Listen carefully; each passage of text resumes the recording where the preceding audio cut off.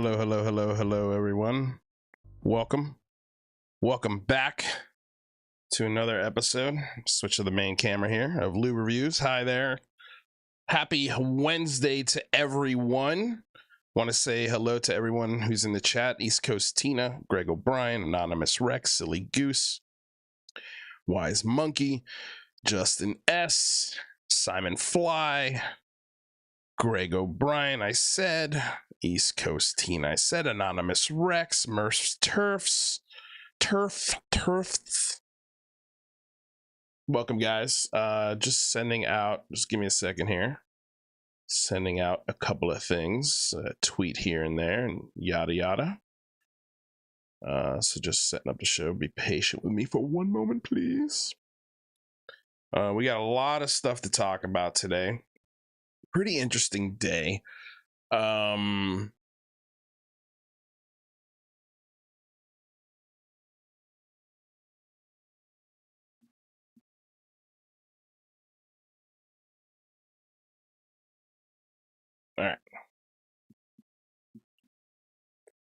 right.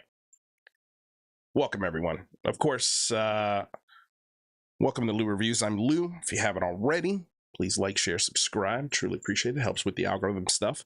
If you want to support with the almighty dollar, links are in the description below. Okay. So, Whew, okay. Apparently my thumbnail offended some people. So I guess let's address the thumbnail. Let me start by saying mental health issues are to be taken seriously. There's nothing funny about them, especially when they're happening in real time. There is this attraction to that kind of chaos, though. There is a human attraction. Perfect example, the fight that broke out over the weekend on a boat dock. I think it was in Georgia or Alabama or something like that. That was a mental breakdown that went viral. Sometimes our mental breakdowns are caught on camera, and that is always never a good time. To sit here and say that I haven't struggled with mental health issues myself would be a complete lie. I've had mental breakdowns, never to a point where I've wanted to harm anyone or harm myself. But I've had those days, and I think anyone and everyone can relate to this, where emotionally you just crack. There have been nights where I've gone to bed and I'm like, I'm good if I never wake up ever again. Mental health should be taken seriously. And if you're struggling with a mental health issue, I recommend highly that you seek professional help through a doctor, not an app. Within the last year and a half, I've sought out professional therapy. I'm continuing with it. It's helped with a lot of things, including this whole topic. With that said, first and foremost, I am a comedian. That is my thing. That is my expertise.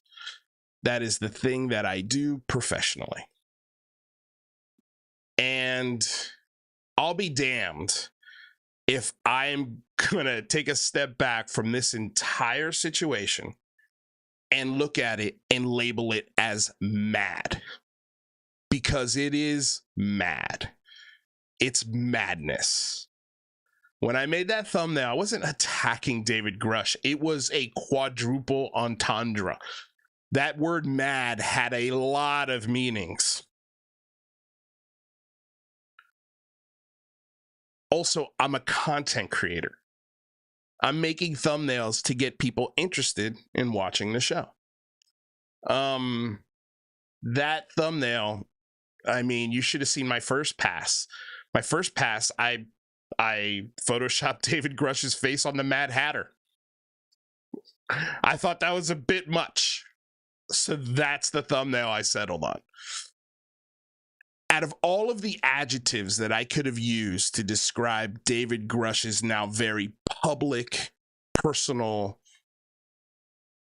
hiccup, okay, because I think almost anyone and everyone, especially if you're suffering from PTSD, can relate to a mental breakdown like this. I've had friends, I've had family that have had mental breakdowns like this, and they're not fun to deal with. They're not funny. You shouldn't make fun of them directly to those people. But in an overall context of things, this is hilarious. Like, all of this is hilarious. It's mad. It's madness. There are people that are actually upset mad. There are people that are mentally mad. There are people that are like me, who look at this and say to themselves, all of this is mad. This is madness. The fact that we're believing this, people that are believing this, is madness. At this point, it's madness. And to label it that, I don't see what the problem is. I really don't. I don't see what the issue is. Again, out of all of the adjectives that I could have used to describe David Grusch on this day, to me, that's the most mild. The most mild. And it's, again, it's not specifically naming that one thing or that one person. It's the overall picture here is mad. And yeah, I'm not gonna be, if you find it offensive, we're going to give you an option here at the last hour of the show to call in. You guys want to call in and give me your perspectives on why that thumbnail is too much? Please share them with me. But just know I'm probably not going to change it. Probably not going to change it. And I think it's funny. I think it's appropriate. And I think it best describes the situation at hand. I didn't put this witness out in public. I didn't put his name out there. He chose to do that. He knew that this was in his past. He knew at some point this was going to come forward. I'm shocked a little bit that they didn't reveal this when they first came out, because you knew this was coming. You might as well beat them to the punch. If you're telling the truth, hey, just in full honesty, this also happened a few years back when I was going through some mental issues that everyone in this planet can relate to or has gone through themselves. I just come back from Afghanistan and I had some PTSD, and this is what happened. And my wife was concerned. This is how we dealt with it. If you're going to come out and be the whistleblower, you have to know that people are going to dig into everything that you've done since the day you were born. You're making big claims and you're throwing a lot of intelligence community employees and peers under the bus, and you're shocked that this has come out, or labeling it as some sort of intelligence community hit piece. It wasn't. This is foilable information. We're going to read the article by Ken Klippenstein, I believe. Klippenstein? Ken Klippenstein over at the Intercept. We're going to read the article. And then we're going to discuss it, because I think there's a lot. This has so many layers. And the thing that, again, just shocks me is how, take away the madness of it, take away the embarrassment of it, take away pretty much everything except for it actually, like, the fact of it actually happened. And if these events were tied to, say, me, or tied to Stephen Greenstreet, or tied to Mick West, or tied to Lou Elizondo, or tied to anyone that is making big claims, or that has a public face, this would not only be used against them, but even if you're taking everything at face value, you have a UFO, an intelligence community whistleblower who's come out, is making claims of aliens murdering people, won't say it under oath, will only say it to an interviewer in a News Nation interview, and refers to that interview when he's under oath. And then you compound that with, he hasn't seen any of these programs. He hasn't been read into any of these programs. He doesn't know where these programs are located. He's never had eyes on any classified material or anything that 100% confirms for him that what he's saying is fact. It's all secondhand knowledge. And then you compound that with the fact of the revelations that we get in this Intercept article. Just those things. Leave everything else out of it. If I put those three things on my resume, would you believe me? If I put those three things on Taylor Swift's resume, Would you believe her?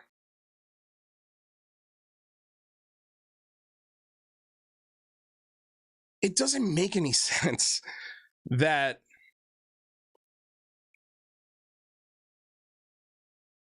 the intelligence community would do this as some, like, in secret to make you look like a fool. Again, if you didn't think people were going to look into you like this, you should have. It just shows that you didn't think really hard about coming out as a whistleblower.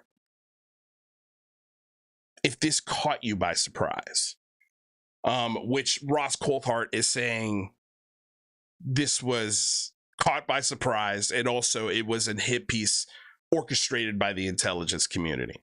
And the article debunks that theory in the article.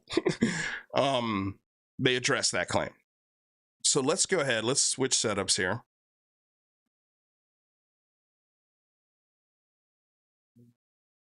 And let's get into it. So this is the article that was released today. UFO whistleblower kept security clearance after psychiatric detention. The star witness of Congress's UFO hearings, David Grusch, retained his clearance despite alleged substance abuse issues, FOIA documents reveal.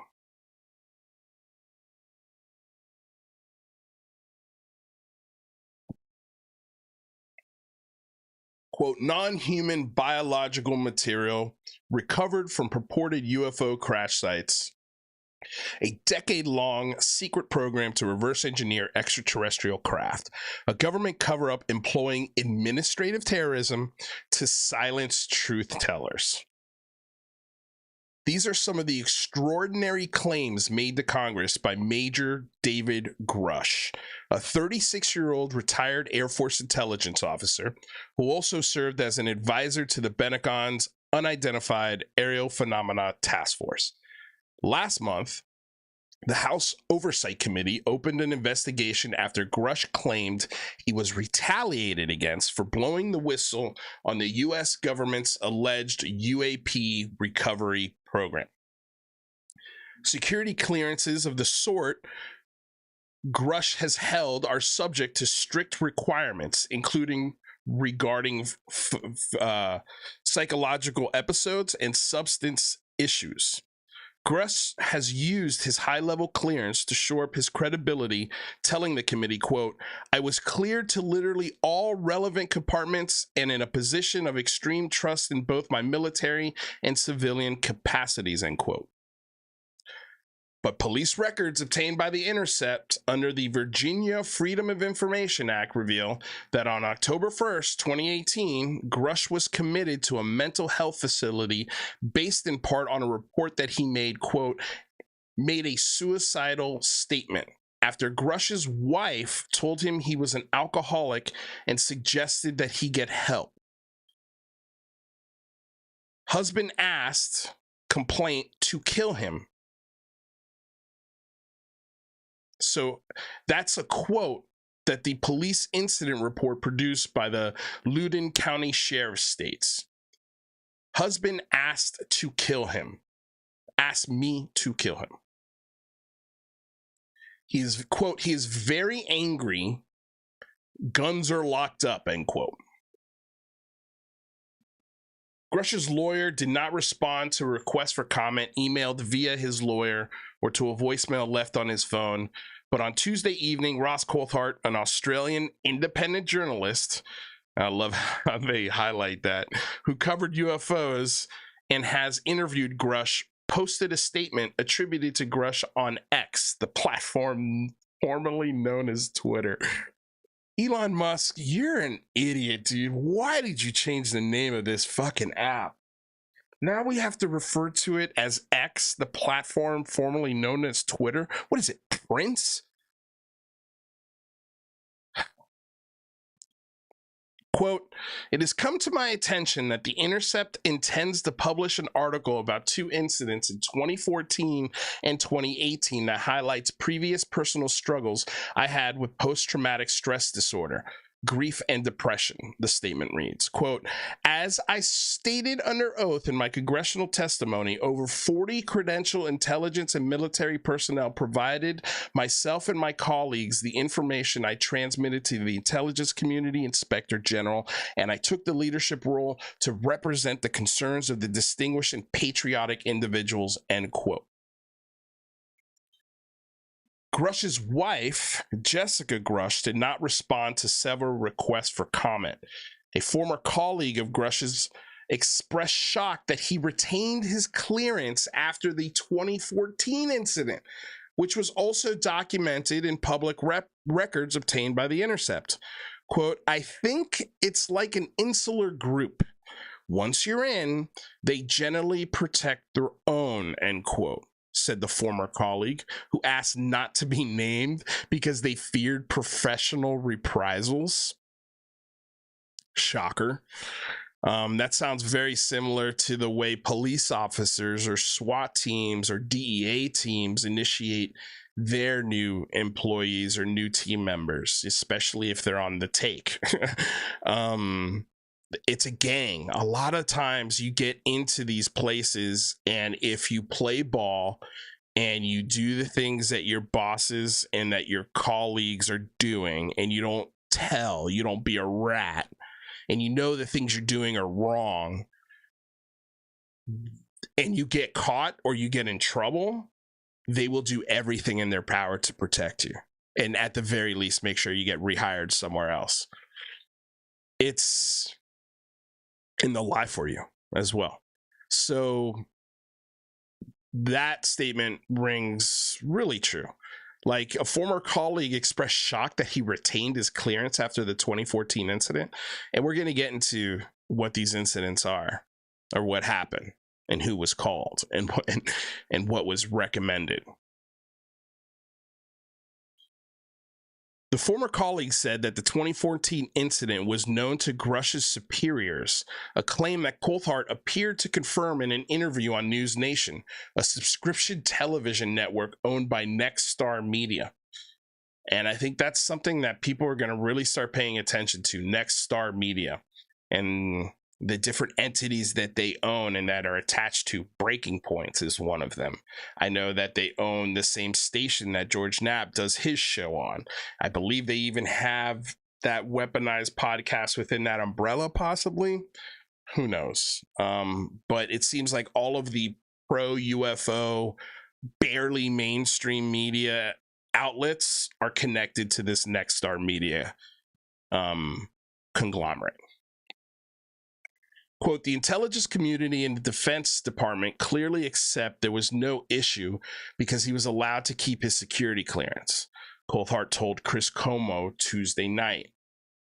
On the evening of October 1st, 2018, Grusch's wife contacted the Loudoun County Sheriff's Office to report that Grusch was, quote, was drunk and suicidal, according to the incident report. Quote, she told him that he was an alcoholic and that he needed to get help, end quote. According to the narrative account from the sheriff's office, he replied, I've just been waiting for you to kill me.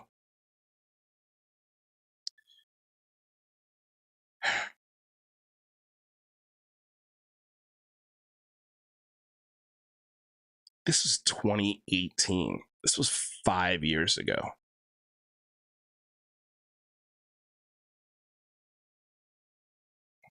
I just feel bad for him. Like, and now he's expected, an alcoholic is expected to stay sober through this. An alcoholic that's struggling with PTSD, only 5 years out from this event.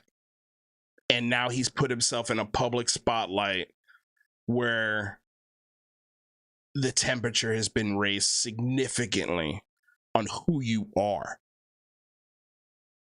And I'm worried for him. I don't want him to get hurt.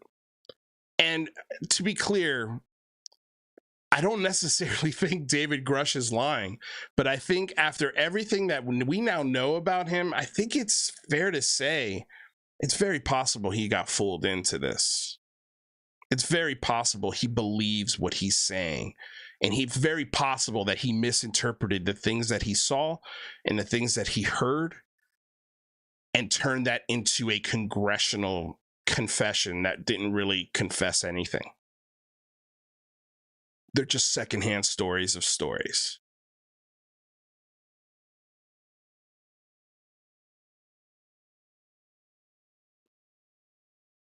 I don't know, but I do know at this point, I do know whatever his story is, it's not reliable. That's not controversial. That's not a hot take. That's just fact. It's not reliable. He's not a reliable source. And this goes to show exactly why Arrow and the Washington Post and the New York Times and every other major media outlet said thank you, but no thank you. Because I guarantee you, as soon as journalists really start looking into this guy's past, these are the things we start to find. And that doesn't mean that he's a bad person. It doesn't mean that he should be judged off of these two incidents in 2014 and 2018. I don't know what it is to go to Afghanistan in a theater of war and be exposed to things that you come home with. I have room and empathy for people to work through those things. But this platform, this spotlight that you've put yourself under is not the way to deal with those things. And my fear is that moments like this are going to drive him into places that I'd hate to see anyone go.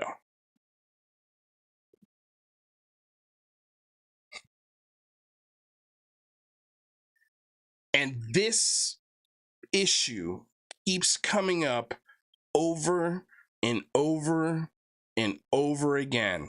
And it's not just David Grusch.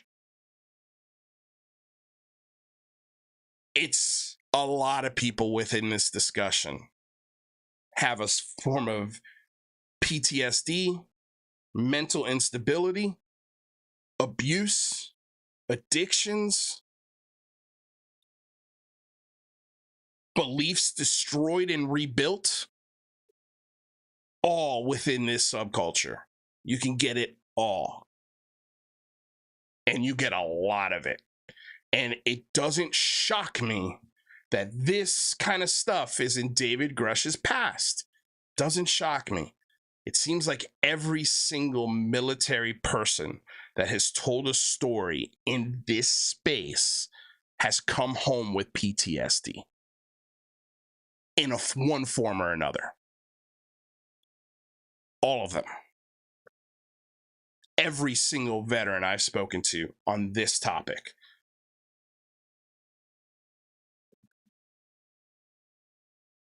All of them are dealing with some really, really heavy shit.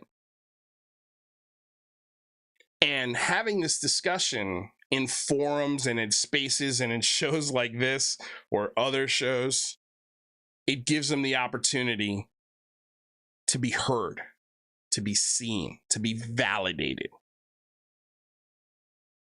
This community is perfect for that.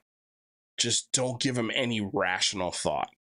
Don't do anything but that.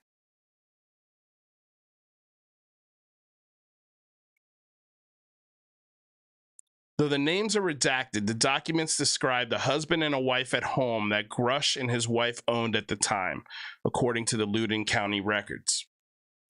The property has since been sold. The incident report also describes the subject as, quote, Air International Guard and previously active duty Air Force. Grusch served in the Air Force and the National Guard. The man, quote, could be violent, very strong, the report notes, adding that he might be suffering from PTSD. Quote, sometimes makes these threats when drunk, end quote, the report continues. Quote, has never harmed himself. The narrative case report describes law enforcement officers detaining Grusch under an emergency custody order and taking him to a local emergency room, where a mental health specialist decided to take a magistrate to issue a temporary detention order. Based on the order, an officer transferred Grusch to Loudoun Adult Medical Psychiatric Services, an inpatient program in the Inova Loudoun Cornwall Medical Campus in Leesburg. So police officers restrained him and detained him under an emergency custody order. And it's not just somebody asking to take him away. They then took him to a hospital where they got a doctor to say, yep, he needs to be admitted. I'm afraid he's going to hurt himself or somebody else. That's an intense place to be. And that's an intense thing to be revealed about you. I don't wish this on anyone. On anyone. But now it's out there.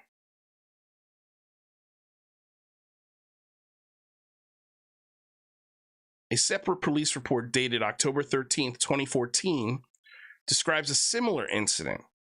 A 27-year-old male threatening suicide at a property that county records show was owned at the time by Grusch and his ex-wife, Kendall McMurray. That property has since been sold. The report notes that, quote, he is violent and has access to a weapon. McMurray did not respond to multiple requests for comment.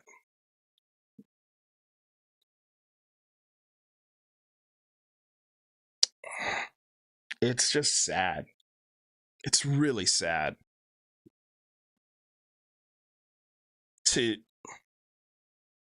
think that George Knapp, Jeremy Corbell, Lou Elizondo, Hal Puthoff, Gary Nolan, possibly all of them knew this about David Grusch and still encouraged him to come forward. Shame on you for not being his friend and say, don't do that. Don't do that. This is gonna come out. Don't do that.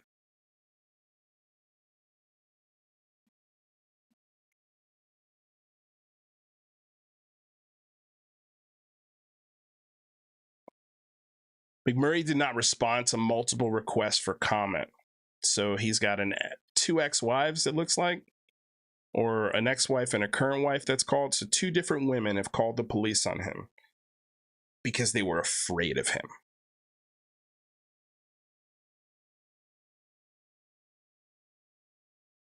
That resume is not looking as polished now, is it? David Grusch is a victim of the war machine that has ground him out and put him back in the world without any mental health support. He gets married, divorced, married again.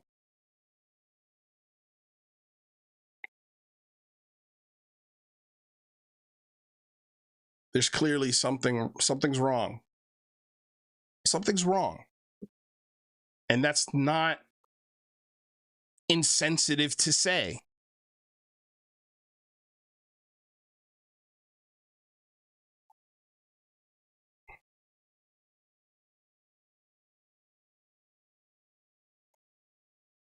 It sucks, man. The people around this guy don't care about him. Because if they did, they would have never let him go public. Especially knowing what they know. And none of them know that aliens are visiting Earth. Not one of them.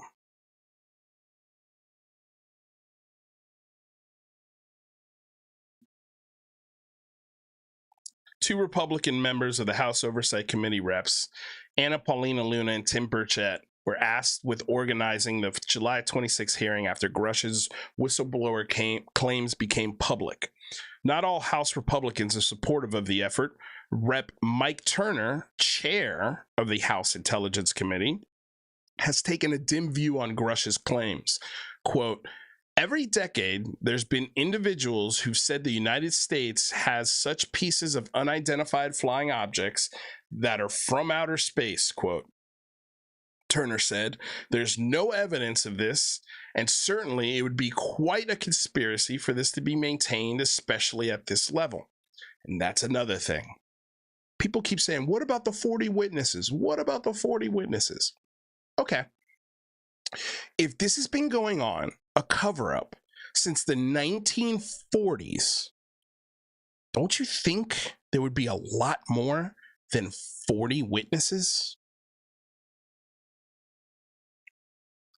And don't you think it's kind of odd that the Arrow office has found no evidence and has been linked to no programs and has found none of the claims from these 40 individuals to lead to anything significant in the investigation of this? And I do believe they are looking for programs that are misappropriating a lot of tax dollars. And those things can exist. Those special access programs can exist with or without aliens. And if they did exist, I think Arrow would try their damnness to get to the bottom of it. But so far, David Grusch and the 40 other witnesses have produced nothing. And as far as Arrow is concerned, they're done with him. And I have a feeling we know a lot of who those 40 witnesses already are. And when they have things like this in their past, it doesn't lend anything to the claims that they're making. Again, imagine if Stephen Greenstreet had two different women call the police because he was being violent and they were afraid of him. And then having him detained and remove that request, taken to a hospital, and then be recommended by a doctor to be put into a psychiatric ward. Imagine if that was Stephen Greenstreet or John Greenwald or me. If I wanted to take this story and mention it every day for the next 5 years, anytime somebody brings something up about David Grusch, I copy and paste this story and call him crazy. I could do that every day. That's what you guys would do to us if this was in our past.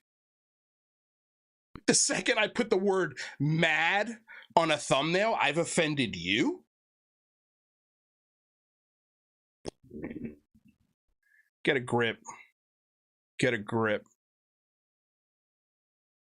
We're going to cover this. We're going to talk about it. We're going to point it out. And if it's relevant down the road, we'll talk about it again. But this is not something I want to harp on. This is not something I want to bury Grusch with. I wish I didn't know this about him. But it's important now. It's part of the story. It's part of the overall picture. It's the same, not the same, but it's similar to how Alex Dietrich has a husband that was part of ATIP when she was going on 60 Minutes. That would have been relevant information at the time, Alex Dietrich. But these omissions, these things you guys leave out, they're red flags. Every time you guys do it, it's red flags. And if I believe that David Grusch was being sincere and being honest and 100% sure he knew what was coming out of his mouth was fact, he would have mentioned this from the word go. That would have been the smartest PR move, is look, you guys are going to dig into this. You're going to dig into me. Let me do your homework for you. Here's what happened. Here's my ex-wife. Here's my current wife. And here's the list of things and programs that I've gone through and the building of my mental health with the help of my family and my friends. This is where I'm at today, and this is why I'm comfortable coming out. That would have been the move. But instead, they hid it, hoping nobody would ever find it, because they knew this would be used against them. And it should be. In all fairness, it should be not used against, but it's part of the story. It's part of the overall narrative. And to omit it, you're just doing yourself a disservice. And to not acknowledge what this is, let's say, and we're going to get to this in a second, but let's say this was an intelligence community hit job and leak, which it's not. But let's say for a second it was. It still happened. It's still real. Those events are still fact.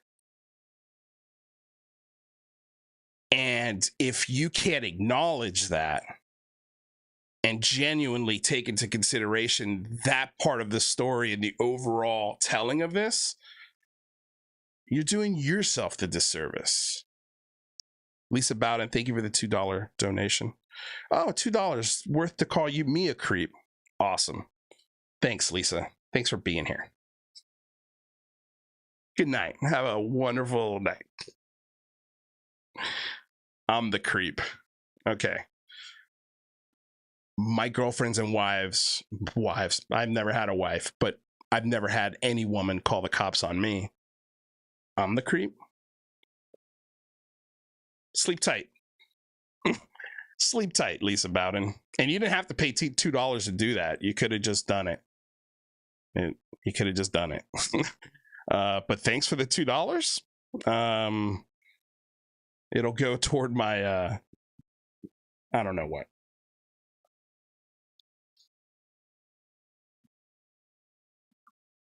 You see, believers are going to hear what they want to hear. They're not going to take any facts into consideration. They're just going to get angry and yell and donate $2 to call you a creep. They never want to come with facts. It's always, oh, you offended me. I'm not doing a show for your sensibilities.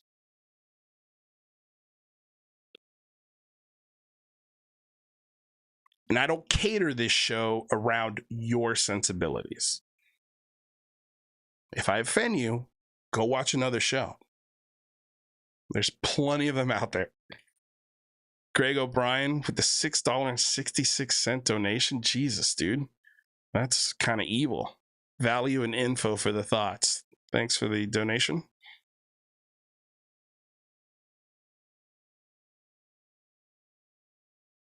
B. Baker makes an interesting point. Assets like Grusch are Elizondo's bread and butter because they can be discredited because of background, because it maximizes strife. It's kind of true. He definitely is. I mean, he shouldn't really maximize strife. I don't know how anyone could look at all of the facts about David Grusch and walk away and go, that guy is 100% for real. Everything that comes out of his mouth is fact. I don't know how, but anyway, let's read the rest of this article. Grusch emerged as the hearing's star witness, but his evidence was largely secondhand. When asked, Grusch said he hasn't seen any of the recovered alien vehicles or bodies himself, while two former Navy fighter pilots alleged unidentified aerial phenomena. Neither said anything about their provenance. Grusch was alone among the witnesses in attributing them to extraterrestrials. Quote, my testimony is based on information I have been given by individuals with a long-standing track record of legitimacy. says Grusch in his opening statement. I know, dude, these 40 people, these individuals with long-standing track records of legitimacy are going to be Kit Green, Hal Puthoff, Jacques Vallée, Eric Davis, Lou Elizondo, Christopher Mellon, David Fravor, Alex Dietrich. I could get to 40 people. I could get to 40 people. I promise you.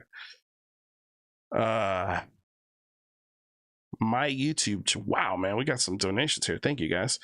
$19.99 from Ronan. Thank you.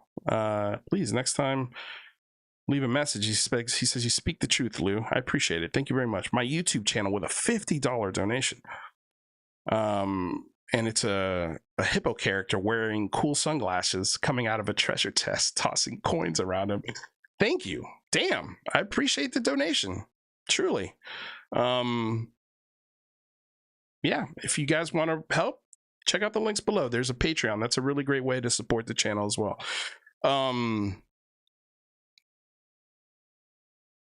Let us continue. Shortly after The Intercept reached out to Grusch for comment for this story, Coulthard went on Cuomo's show and said that The Intercept was planning to publish, quote, confidential medical records about Grusch that had been leaked by the intelligence community. Coulthard, an ardent defender of Grusch, told News Nation that Grusch believes the government may now be behind an effort to release his medical records in an effort to smear his credibility. This is a document that would be, if the media had done the right thing, it would be in his police department file in the county sheriff's office. Coulthard said in an interview with Cuomo, quote, but Davis checked today because he assumed that the journalist had done his homework and just asked the local sheriff for the files. The sheriff has confirmed it did not come from him. The only other place that information is the intelligence community.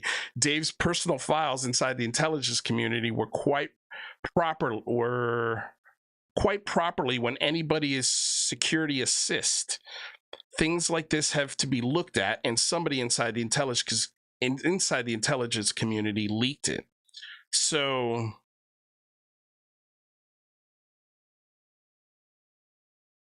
yeah, it doesn't make any sense the way they wrote that.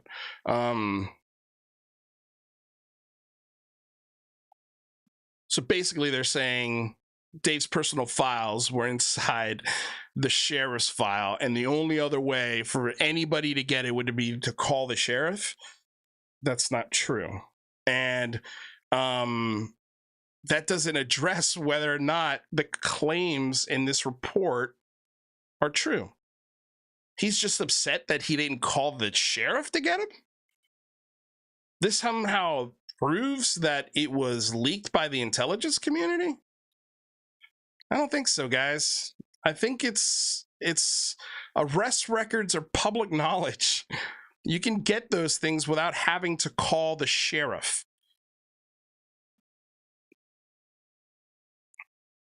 You could do it with a background check. I mean, for God's sakes. Coulthard went on to compare the purported leak to Richard Nixon's attempts to discredit Daniel Ellsberg, who shared the Pentagon Papers with the New York Times. No, it's not. Because the Pentagon Papers actually revealed things. David Grusch has not. He hasn't revealed anything. He hasn't revealed the programs, the names of the people, where these programs are, who they're run by, who funds them, how the money's funneled. None of those things. So it's nowhere near, it's not, forget about the same ballpark. It's not the same sport, Ross Coulthard. I think there should be an inquiry into the circumstances of how sensitive records pertaining to a decorated combat veterans file found their way to a journalist a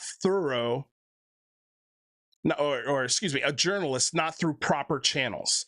Coulthard said, this could have been requested under FOI, as is normal, but the county sheriff has confirmed that did not happen. In an interview Wednesday morning, it's funny, too, that David Grusch called the sheriff and not the journalist to confirm that it wasn't. Why is David Grusch doing that?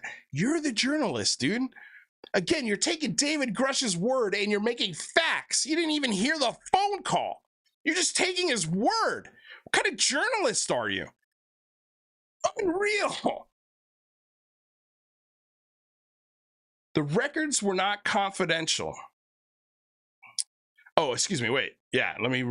In an interview Wednesday morning, Burchett repeated the false claim that Grusch's medical records had been leaked, going as far to say that, quote, someone needs to lose their job. Yeah, tell me about it, Tim Burchett. The records were not confidential, medical, nor leaked. They are publicly available law enforcement records obtained under a routine Virginia FOIA request to the Loudoun County Sheriff's Office and provided by the office's FOIA coordinator. Copies of the Intercept's correspondence with the Sheriff's Office are being published with this story. So there you go. They got it from the sheriff. And just because you call the sheriff's office doesn't mean the person you're talking to on the phone knows all of the requests that have come through.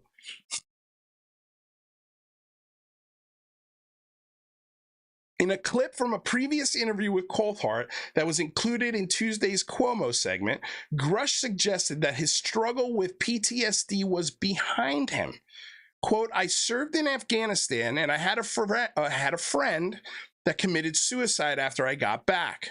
Grusch told Coulthard, quote, I dealt with that for a couple of years and I'm proud as a veteran not to become a statistic. Totally took care of that issue in my life and it doesn't affect me anymore. Okay, that's bullshit. I'm going to call that out right now. Mental health struggles and alcoholism are not just something you throw away and say, it doesn't affect me anymore. I'm good. I'm cured. Once an alcoholic, you're always an alcoholic. So that quote right there tells me he's not past this. He has not put this past him. Telling me that he doesn't drink alcohol today? Having it under control is understandable. And sometimes losing control of that is understandable. You're going to slip. But to just say, totally, I mean, this is the quote, totally took care of that issue in my life and it doesn't affect me anymore.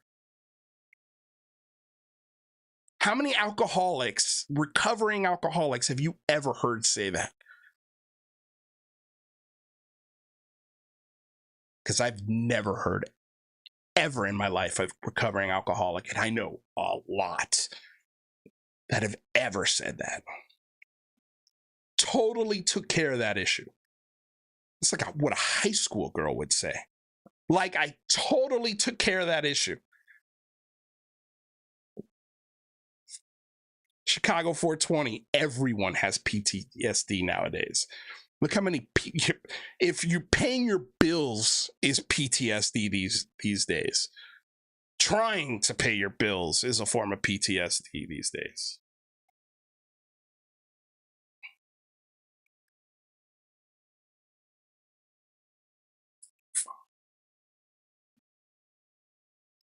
Coulthard's comments would not be the first instance of misinformed media coverage of Grusch's case.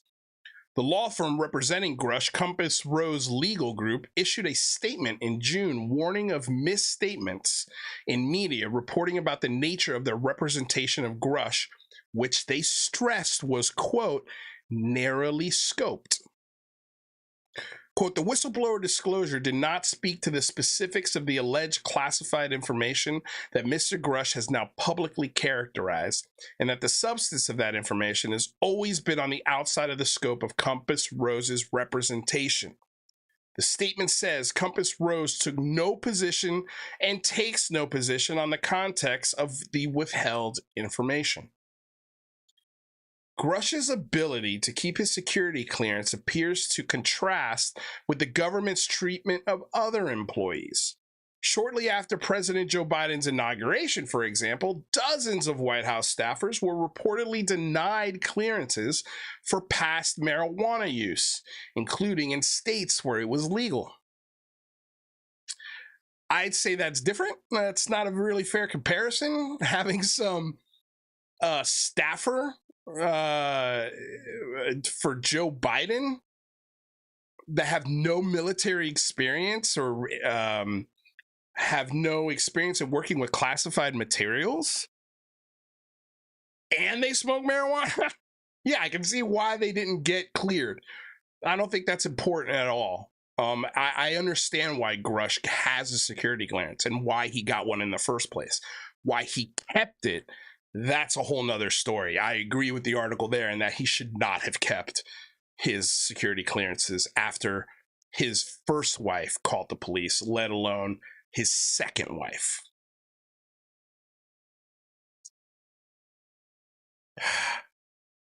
In June, technology website The Brief first reported on Grusch's whistleblower disclosure, casting him as a decorated former combat officer, a phrase echoed repeatedly by Coulthard. I'd like to point out that finding a decorated veteran who believes all sorts of insane conspiracies is not remarkable, cracked Jack Murphy, a former Army Ranger turned journalist. I know many, and some would love it if I wrote stories about George Soros, JFK, etc. So you got an former Army Ranger who's a journalist for Crack Magazine saying that he's a decorated veteran, and finding out that decorated veterans who believe crazy conspiracy theories is not remarkable. It happens more often probably than we think. The debrief article was co-authored by Leslie Kane, whose 2017 New York Times article helped drive much of the current wave of interest in UAPs. The Defense Department has flatly denied possessing, quote, any verifiable information to substantiate claims that any programs regarding the possession or reverse engineering of extraterrestrial craft or materials have been existed in the past or exist currently, quote. That is, according to Pentagon spokesperson Sue Goff. Quote, the recent UFO hearing is an embarrassment to everyone involved, Stephen Aftergood, a longtime critic of government secrecy and former director of the Federation of American Scientists Project on Government Secrecy, told The Intercept. Quote, it's a symptom of the broader degradation of congressional discourse. By providing a forum for preposterous claims and failing to challenge them, the House committee makes legitimate oversight more difficult, end quote. That's a hell of a statement right there. And again, listen to where Stephen Aftergood, he's the former director of the Federation of American Scientists Project on Government Secrecy. So he's all for exposing government secrecy, and he says that this UFO hearing is an embarrassment to everyone involved. So everyone who showed up to that hearing, every lawmaker, is an embarrassment, according to Stephen Aftergood. I don't know if I'd go that far. I think there was a couple of decent questions in there asked. Forgetting his name right now. There was one congressman in there who's new, 6 months. God, why am I forgetting his name? Anyway, I thought he asked great questions. But he was the only one out of the bunch where I was like, yep, okay. This guy knows what he's asking.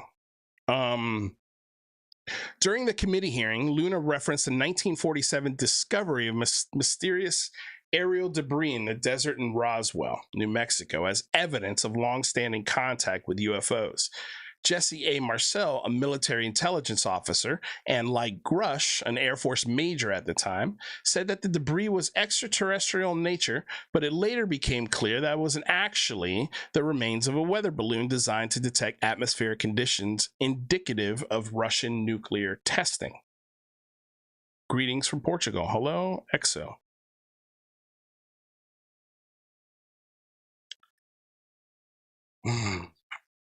For many years, the Pentagon refused to explain the weather balloon's true purpose due to its highly classified nature as part of the Project Molo, a top-secret Air Force program designed to detect Soviet bomb tests.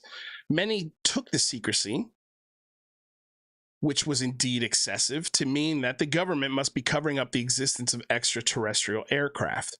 Aftergood said the misconception at the heart of the recent White House hearing, or of the recent House hearing, is similar to the legends that grew out of the events of Roswell.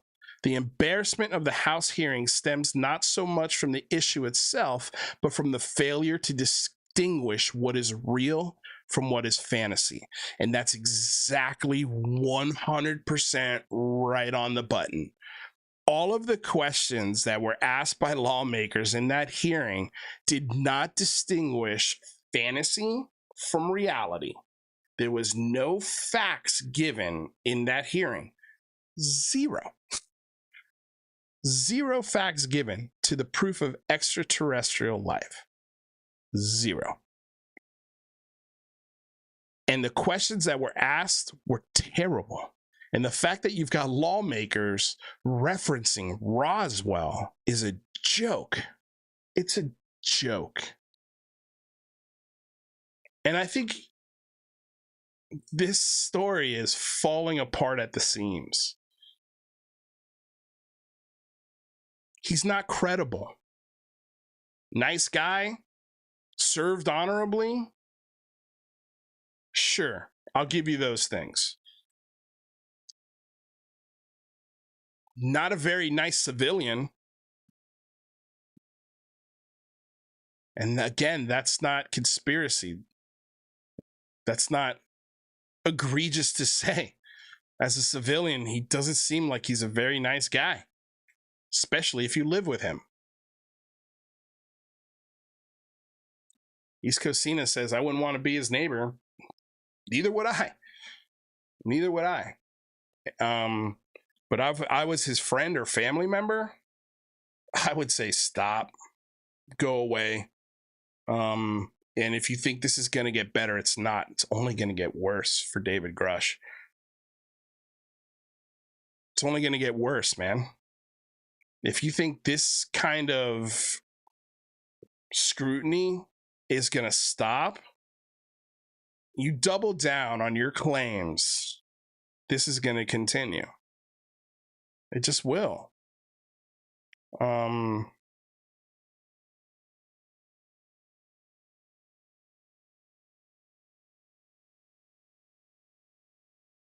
It's just unreal, man. It is unreal, and it is mad.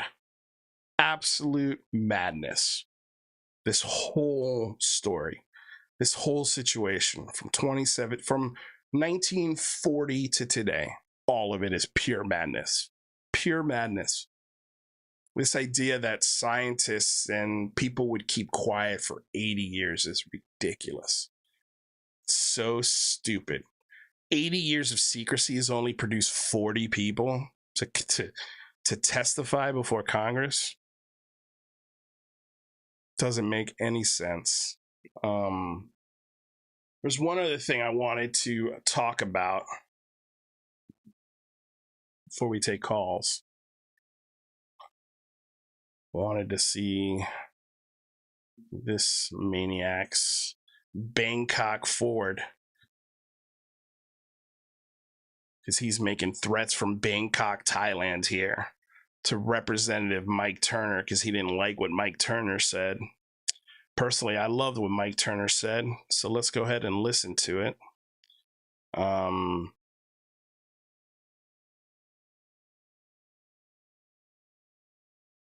Of Ohio. Where do you go from here after these whistleblowers came forward yesterday? One we hadn't seen before. Right. Well, these whistleblowers, Mr. Shapley and Mr. Ziegler, did an incredible job yesterday. Their credibility was extraordinary. Also, you could definitely see that they had taken the step to do what they believe was right, to tell the story about how their investigation had been thwarted. Now, Turner is a whistleblower champion unless that whistleblower might implicate the people who may be lining your pocket. And was this documentary evidence, this video, photos, eyewitness? Like, how would that be determined?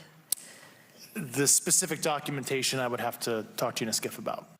You know, Maria, I always love it when you have somebody who comes forward and testifies about things that they don't know anything about. Boom. Testifying about things they don't know anything about. And boy, did Matt Ford hate this. Look at his face. Look at his face. He's so upset. So upset that the chair of the committee, House Intel Committee, is telling you that David Grusch doesn't know what the hell he's talking about. And that is possible. That's not inaccurate. It's safe to say that Representative Mike Turner has access to more classified information than David Grusch ever had. And I think David Grusch could easily misinterpret information, thinking it's something different, and then thinking he's doing the right thing by whistleblowing, when as a matter of fact, all he's doing is creating a goddamn mess for the Pentagon. Because I have a feeling a lot of these things are their toys.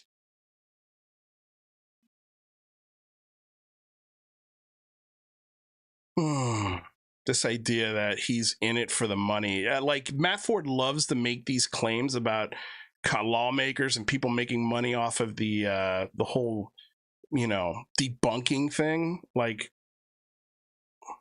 show us your numbers, Matt Ford. I know you're in Bangkok, Thailand. You got time to take a screenshot of your YouTube numbers for the last year. I have a feeling your numbers spiked right around the time you started talking about UFOs. And look at this. They wrote, look at this. Of course, stealing my idea with call scripts. That's fine. You guys can use call scripts. But this is so funny because, like, Rep Mike Turner does not care about this. He knows the intel. He knows the information. He's saying these things to Maria Bartiromo because he's confident that David Grusch doesn't know what the hell he's talking about.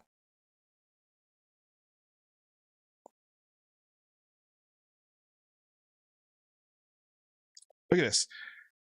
Fire Rep Mike Turner from House Intel Committee. That's not how shit works, buddy. That's not how Congress works. We're not going to fire him because he thinks David Grusch is not telling the truth. Because he believes David Grusch's intel is inaccurate. They're not going to fire him for that, you schmuck. What a dummy. Let's read this thing. Hello, I'm calling today about unidentified anomalous phenomena. Is it okay for me to share my thoughts with you to pass along to Speaker McCarthy? The staffer's response may vary, either with a confirmation or by inquiring about your status as a constituent. I respectfully request Speaker McCarthy to appoint Congressman Mike Gallagher as the chairman of the House Permanent Select Committee on Intelligence. The current chairman, Congressman Mike Turner, is unfit for the position. Congressman Mike Turner recently on live television chose to dismiss and discredit military veteran and intelligence community expert David Grusch's whistleblower testimony at the House Oversight Committee's hearing. Let's leave out the fact that he's been committed and detained. I don't want to say arrested, but the police were called on him. Unfortunately, Mr. Turner has not followed up with David Grusch, nor has he sought out information from the intelligence community's inspector general, who has deemed, if I hear this one more time, Mr. Grusch's testimony as credible and urgent. The only other lawmaker that is saying that line is Marco Rubio. I'm telling you right now, be careful with Marco Rubio and listen to every single word that comes out of his mouth, because it's calculated and there's a purpose behind it. And he has not once come close to confirming hidden SAPs that hide reverse engineered alien programs. Not once has not come close to it. Additionally, Congressman Turner's ties to the defense contractor donations pose a potential conflict of interest on the UAP subject. Hello, Mike Turner is a former military guy who I'm sure has the same contractors in his pockets. And good luck finding a lawmaker that doesn't have on any military oversight committee. Good luck finding a lawmaker that doesn't have any ties to military industrial complex money. So stupid. Oh, Girlfriend's calling me. I'll call her right back. Let me see. Let me message her.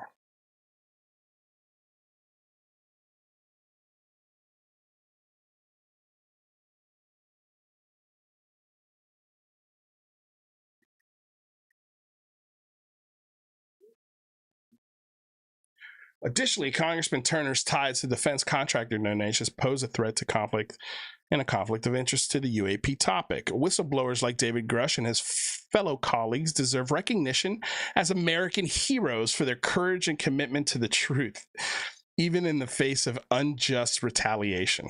There has been no proof of the retaliation. And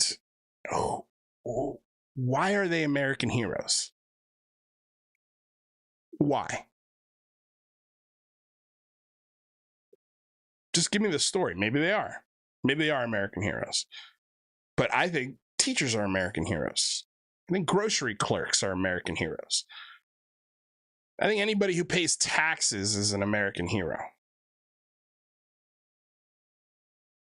I will finish by saying that Congressman Gallagher's experience as a former intelligence officer and military veteran makes him a crucial candidate for the chairman role.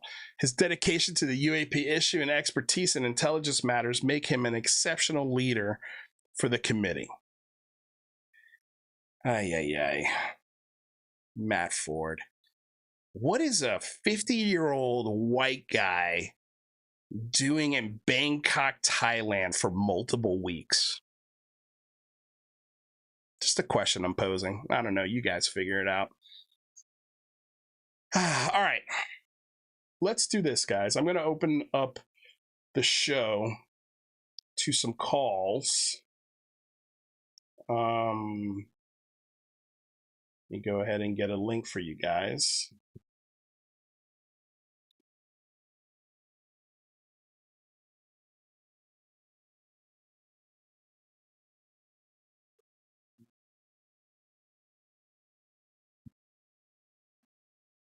If you guys want to call in and yell at me, you're more than welcome to. There's a StreamYard link right there. Let's see here. Let's go ahead and move this over here. Or if you guys want to share your thoughts on what went down here the last couple days, you're more than welcome to call and let me know. Let me pause this. All right. All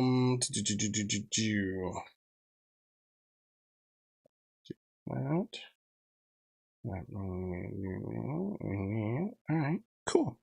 All right, so yeah, open lines for the show, guys. Let me go ahead and pin that comment so anybody who wants to join us can. So let me pause. Do this.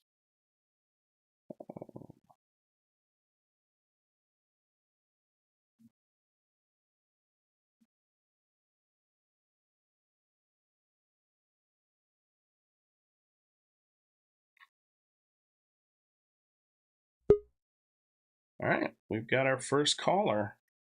Looks like Greg O'Brien. Greg, what's up, man? How you doing? Thanks for calling in. What's on your mind? Well, a whole lot. First of all, I'd just like to say I appreciate the work you put in to your research. I believe that there's not enough of that.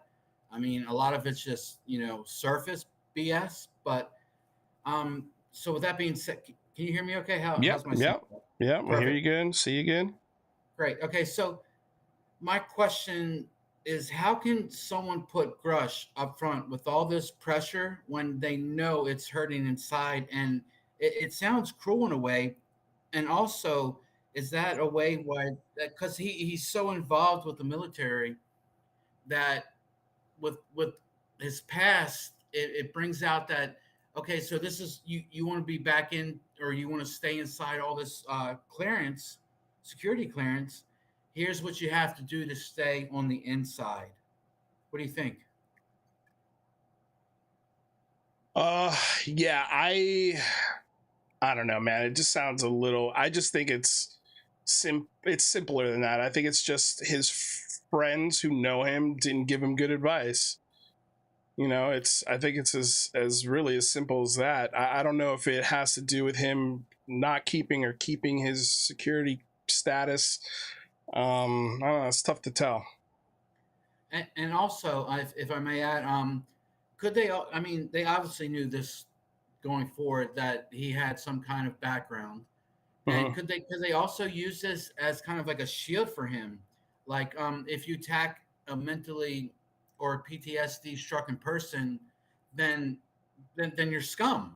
Right. It'd be kind of like a shield also, right? Well, I mean, yeah, they put the veteran shield up. They put the hero shield up, which is exactly what I just read in that call script to Congress. Those are the things that they put up first. So therefore, anytime anybody questions it, they'd be like, "Oh, you don't respect American heroes? You don't like." But the problem is, it's hypocritical because they have no problem bashing and calling for people's resignation and calling for the derelict of duty to air base generals. They got no problem saying those things to other veterans. They don't hesitate for a second when it comes to harassing Dr. Sean Kirkpatrick over at Arrow. Like, he's a veteran. Where's your respect for him? Where's your respect for those veterans? So yeah, I think it's just bullshit. I think they use that as, like you say, it's a shield. It's a way to discredit any dissent. Yep, and that's what they've been hiding behind. Even Lou, it rolled it like the same program. It's like Lou too. Well, it's like look at Lou's pinned tweet. Look at his pinned tweet. It's all about honor me. I am honorable. I am honest. I am worthy of your validation and your praise, because I am a hero. I'm a veteran. I'm a father, and I tell you the truth no matter what. And I don't tolerate hatred, even though all of those things have proven to be untrue in one way or another, except for his military service. That happened, but outside of that, like hero, whistleblower, all those things, they don't apply to Lou Elizondo.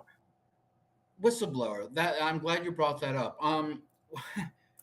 Okay, so they have these people that are protected by this whistleblower act, right? Why can't they have actual evidence that's protected by an act? I mean, they put this forward, so why the hell can't they put forward information that protects actual information, like video, actual freaking data, right?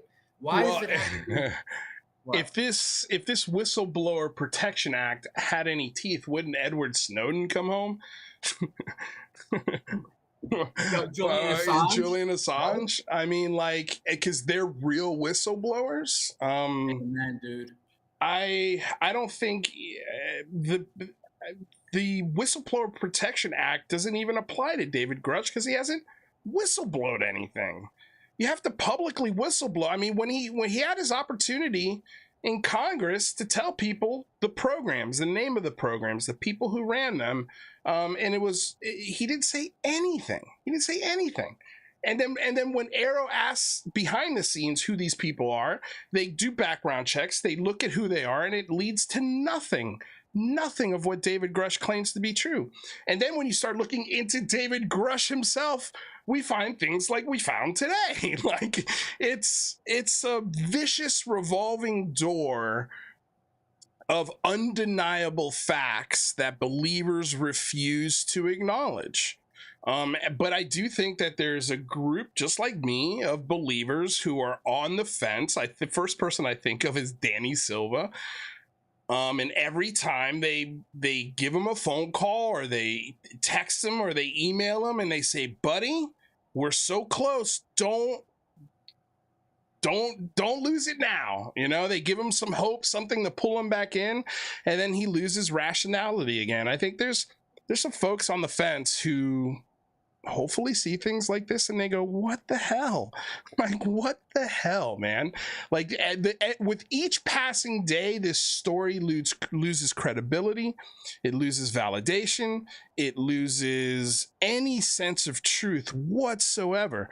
And I think in a year, God, who knows where this stupid story will be in a year, but hopefully it won't be in the NDAA approving massive budgets for independent groups to look at this, but we'll see. We'll see. Where's that leave you at the end of the day? What is there still hope? Like, I mean, do you still believe like it's a team here, or are you just too jaded at this point? Man, I can't say there's no hope. I mean, the mathematical statistic, it's an equation, right? It's out there. It's just, is it visiting Earth? Is it interacting with humans? Has it been, sitting here for thousands of years and just watching?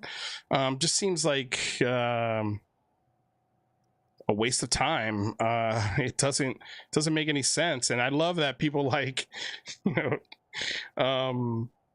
what's his name? Captain Kirk, are coming out and saying, yeah, this is bullshit. Like, why they would come all this way with that wonderful technology and just not say anything? Who's to say they'd come a long way? What if they're just literally like right under our skin, our nose? I'm a firm believer. I mean, in maybe the micro macro theory. Sure. I mean, possibly, but prove it. I'm not against it.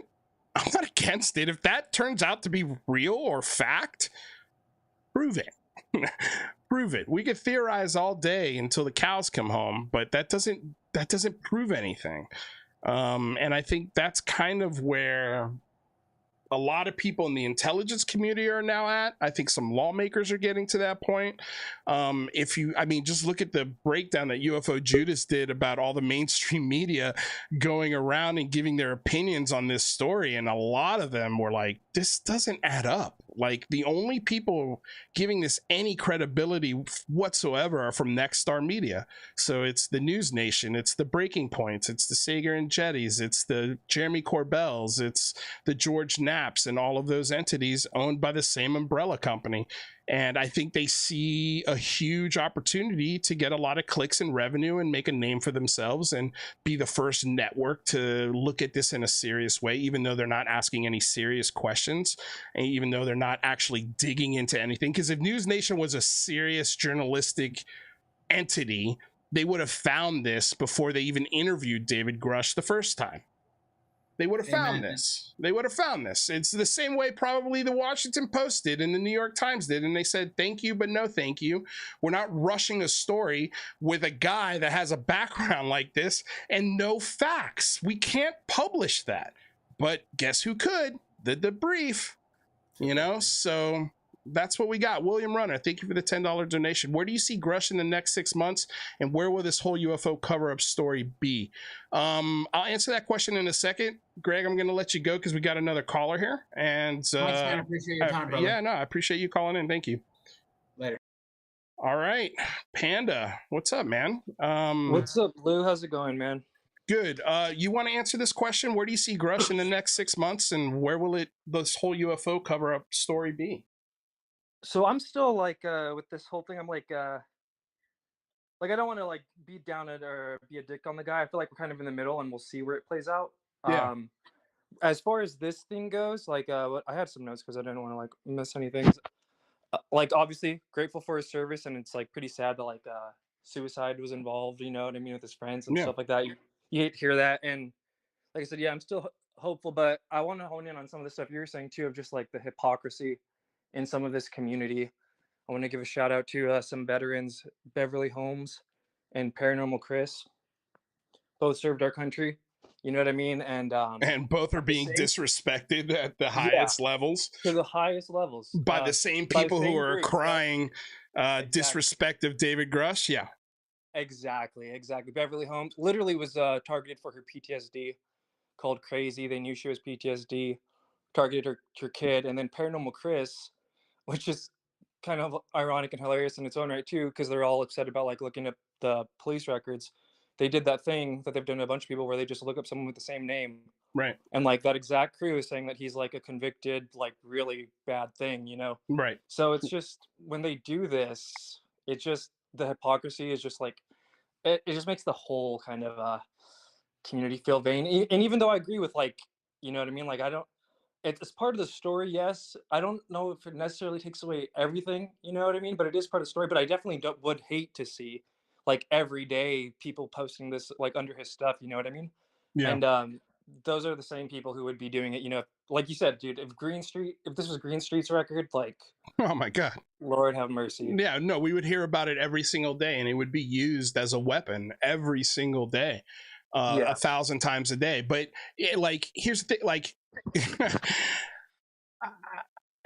I don't think you're gonna do that in this situation. I don't think I'm going to do that in this situation. I don't think John Greenwald or even Stephen Greenstreet are going to do that in this situation. I think everybody's going to read this story. They're going to give their 2 cents on it, and they're going to say, yep, that makes sense, and I kind of told you so, and they're going to move on. Whereas if this was Stephen Greenstreet with the exact same record, it would be, well, let's bury him. Let's contact his employer. Let's contact his family members. Let's harass him in email and on Twitter for the rest of the time until he goes away. It's hypocrisy on the highest level. And I wanted to say this too, because I think you covered it on your show too, like both freaking Sowan and KMF have alluded to taking orders, right? So like on who to attack and who to not attack. So like all the outrage in the UFO community about like, oh, somebody's like looking into Grusch, you know what I mean? Like there's somebody doing that right now, like on the UFO community, you know what I mean? Right. It's just so crazy that it's not somebody, you know, like we got it in a letter from the producer of Disclosure Tonight. You know, it's Lou Elizondo, it's Rob Heatherly, it's Thomas Fessler, it's Sean Cahill, it's all of these people that are doing background, the same people that are passing around list of felons, you know, like it's all the same people, man. They are digging and trying to find dirt on anybody that has any dissenting voice on this whatsoever. And they use that dirt as some sort of validation that whatever they say is incorrect, even though that dirt, even if it's true or not true, has nothing to do with the facts that are being spoken at the moment. So it's like, what do they think is the end game there? And even, I don't know if you saw that space, your old producer, I think Alex was in there. It actually was really good. We're talking about all the different takedowns that have happened to people, but Deep Prasad has like personally notified Elizondo about some of these characters, and it's crazy. If I could tell you about the conversations I had with Deep Prasad before he unfriended me, like I warned him about all of this before he completely just ditched me. I told him about a lot of stuff behind the scenes, and he called me a liar, told me, and then literally the next day those things would happen. You know, it's but either way, he did notify Elizondo of like these people and their behaviors, and there's been other times too where we know he's been notified, and it's just crazy. Like I said, we that like are tuned in because a lot of people do a really good job of just like, I guess, ignoring that. Yeah, which I don't see how they can, but. It's just you know, they're not. Well, Lou Elizondo follows them. No, exactly. But other people in the community who you see like today, like a lot of the people who like Docs Rather are today saying that, you know what I mean? So it's crazy. I hope it leads to like maybe some introspection on their end, but it's probably not. But no, without a doubt it won't. And I think Jack Brewer put it best last weekend when he said, the UFO community has no interest in rational discernment. They just can't they're incapable of a rational discerning conversation on this topic. It is, as soon as you question their truth, you become a hater, you're labeled whatever. But to answer this question, it's fostered by leaders too. It's like, you know, it feel like it wasn't like this before certain people came on the scene. You hear that all the time. Like it's just crazy where we are right now. No, it's absolutely nuts. But to answer William Runner's questions, where do I see David Grusch in the next 6 months? I think he'll be an afterthought.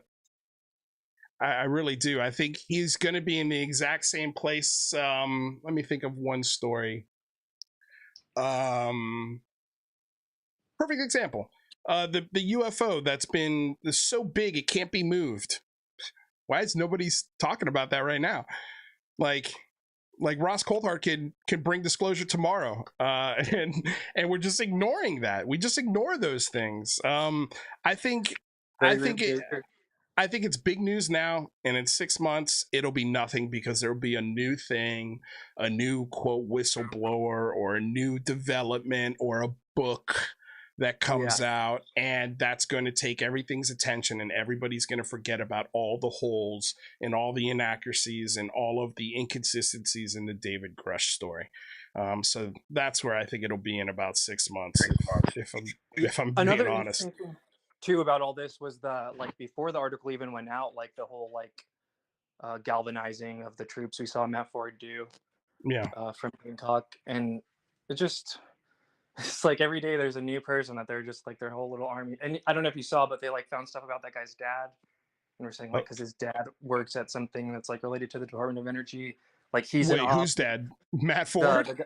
No, the guy who wrote the article in the Intercept. Oh, okay. So because his dad works for the government, therefore he's a CIA. Yeah, but it was pretty personal stuff, and it's oh, guys, what's the word? Morality, I guess, in this community is just so insane.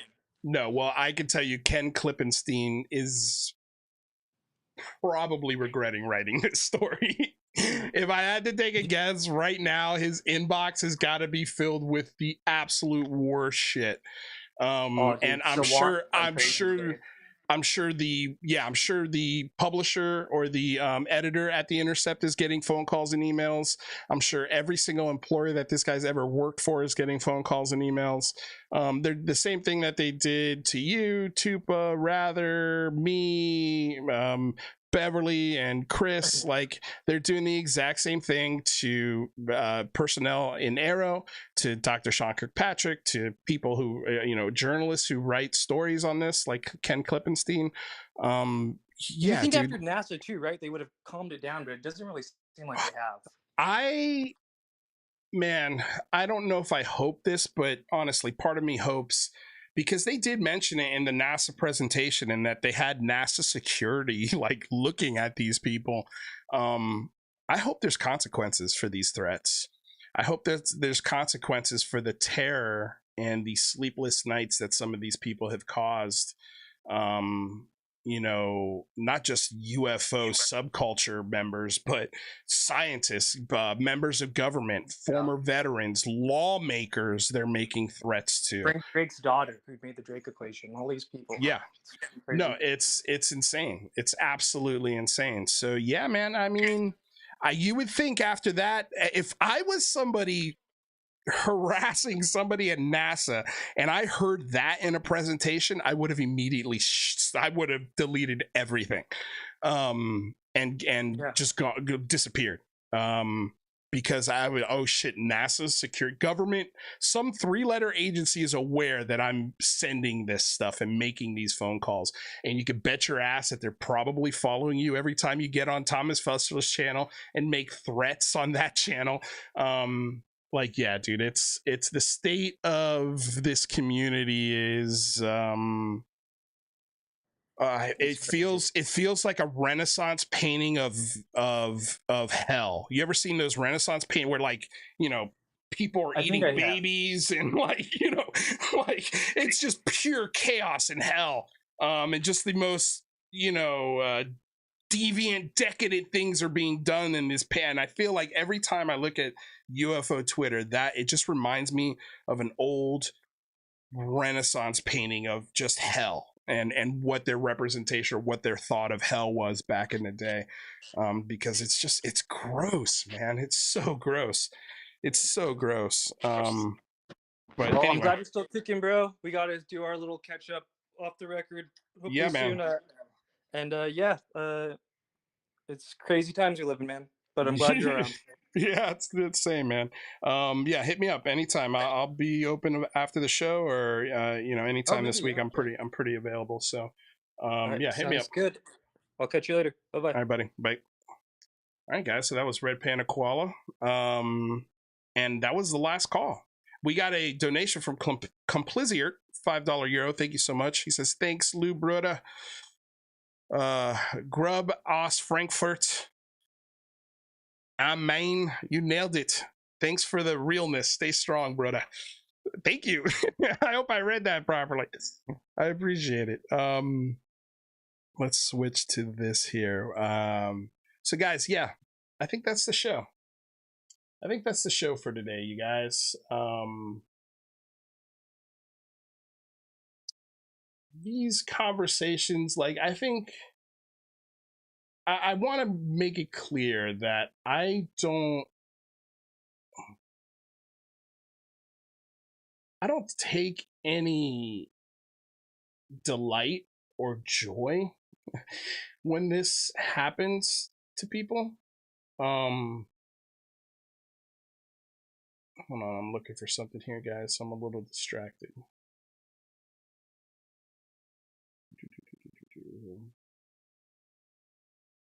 Hold on a second. Where is it, man?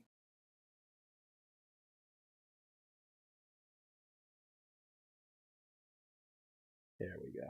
There it is.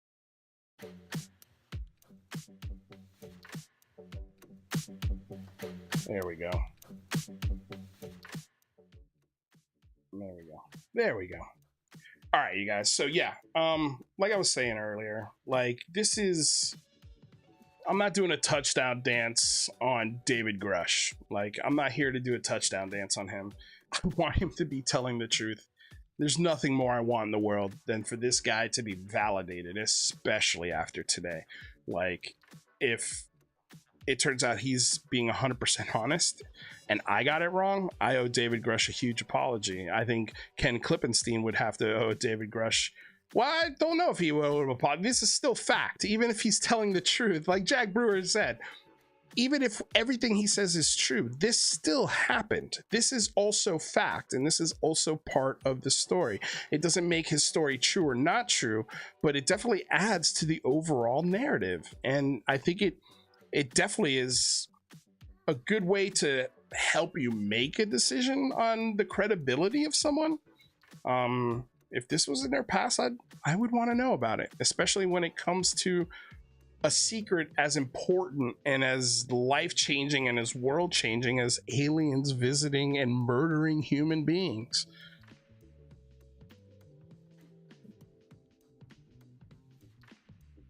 I mean, damn, right? Anyway, you guys, that was a fun show. Thank you so damn much for the support. The super chats today were insane. Thank you so damn much. The show's getting popular again. I think people are sick of this shit. I think they're sick of the games. I think they want a forum where they can express their opinions, not be berated and harassed for those opinions, but have a discourse, have a civil discourse with our opinions. Again, like, I'm not closed-minded. I want this to be real. But God damn it, I want proof. And my bar for evidence, what's considered evidence, has been raised significantly. And again, I'm going to keep referring to Jack Brewer, because Jack Brewer just made a perfect analogy of this water tank where the water has to not only meet the level, it's got to overflow. And that's when we get to a point of mind-blowing stuff. But until that evidence reaches that bar, it's useless. It's useless. It's just anecdotal. It's stories. I want this to be real so bad. I really, really do. And I want you guys out there, especially the experiencers, to be validated. But right now, we got nothing. We got nothing except for stories.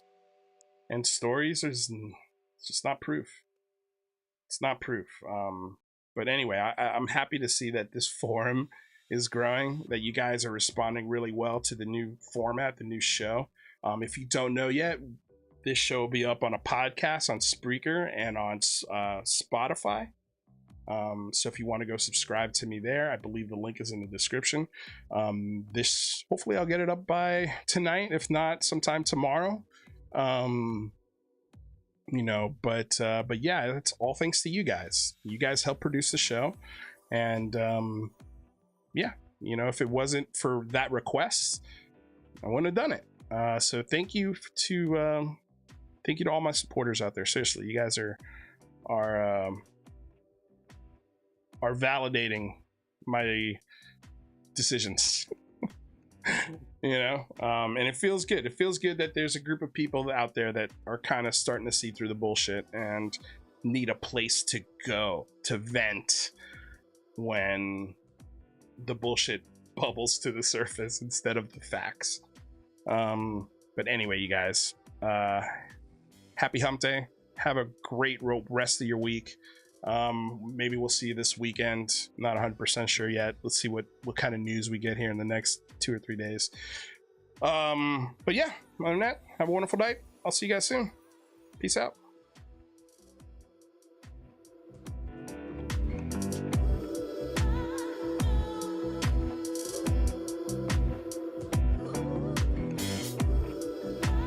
Thank you, Lord Ludacris. Thank you, Wise Monkey. Thank you, Artisan Tony. Thank you, Eddie Fong. Thank you, East Coast Tina. Thank you so much for being here. Oh, and by the way, we got some new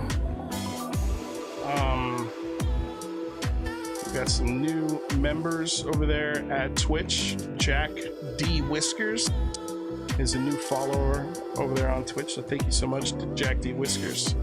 And Cleveland Rock, thank you so much for following on Twitch. And to Smiley Cracker, thank you so much for joining us on Twitch over there. And Wepa 1, thank you so damn much. And guys, check out the link in the description below. We've got links to our Twitch channel, just in case this channel does go down for whatever reason. We do have a lot of haters that hate the show, and sometimes they flag stuff that is bogus. So in case that happens, Twitch is a great backup spot to catch the show. All right, y'all, have a killer night. Brian, thank you for being here. Cameron T, Beverly Holmes, thank you for being here. And thank you for your service. Complisier, thank you for the donations. Skilly, thank you so much for being here. Renee Cruz, thank you so much for the support and being here. Ice Rain J, thank you so much for being here. Simon Fly, staple the show. Greg O'Brien, thanks for calling in and the donation. Robert George, thank you for being here. Al, thank you for being here. Let's see here. William Runner, thank you for the question and the $10 donation. J.A., thank you for being here. Event Tide, I hope I didn't make you too upset, and hope you understand where I'm coming from. World Chaos 76, thanks for being here, even though I think you're making fun of me. Cameron T, thank you for being here. Serwan Celeste, thank you for being here. You guys rule.